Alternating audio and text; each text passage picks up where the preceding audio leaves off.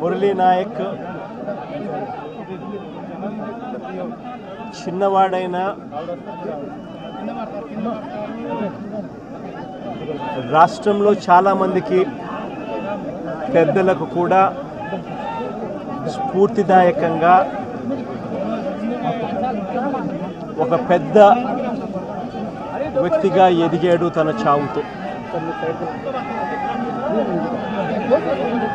భారతదేశం కోసం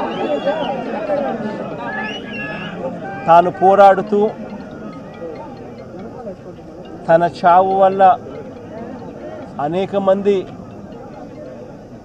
మిగిలిన అన్నదమ్ములు అక్కచెల్లెమ్మలకు రక్షణిస్తూ తాను ప్రాణాలు కోల్పోయాడు. అలాంటి మురళిని తేడమైతే వెనక్కి తాలేము, కానీ మురళి చేసిన త్యాగానికైతే మాత్రం ఆంధ్ర రాష్ట్రంలో ఉన్న ప్రతి ఒక్కరం కూడా మురళికి ఇప్పటికీ కూడా రుణపడే ఉంటాం. రాష్ట్ర ప్రభుత్వం మొట్టమొదటిసారిగా ఏ జవాన్ చనిపోయినా కూడా ఆ జవాన్లకు ఇటువంటి ఘటనలో ఏదైనా కానీ ప్రాణాలు కోల్పోతే, దేశం కోసం పోరాటం చేస్తూ ప్రాణాలు కోల్పోతే 50 లక్షల రూపాయలు ఇచ్చే సాంప్రదాయం మొదలుపెట్టింది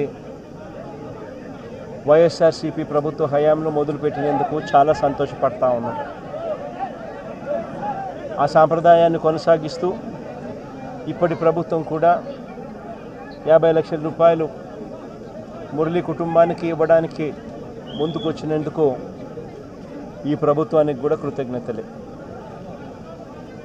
పార్టీ తరపు నుంచి అన్ని రకాలుగా మురళికి అండగా తోడుగా ఉంటాం. పార్టీ తరపు నుంచి ఒక 25 లక్షల రూపాయలు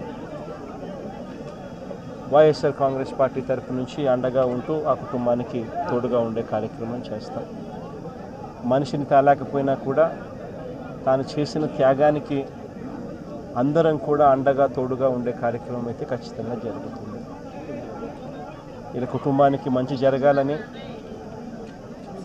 చనిపోయిన మురళికి తన ఆత్మకు శాంతి కలగాలని దేవుని మనసారా కూడా కోరుకుంటాను.